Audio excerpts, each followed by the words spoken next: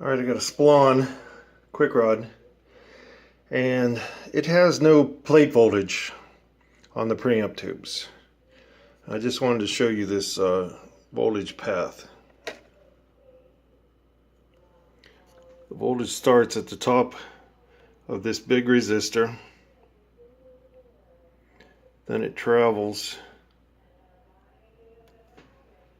through this resistor, goes in through the top here, down through the bottom, then it comes over, goes into this resistor. So this is three 10K resistors. So between this point and this point, you should read 30K on your meter. And then this wire goes to the filter cap, and then this trace goes down to feed all the plates.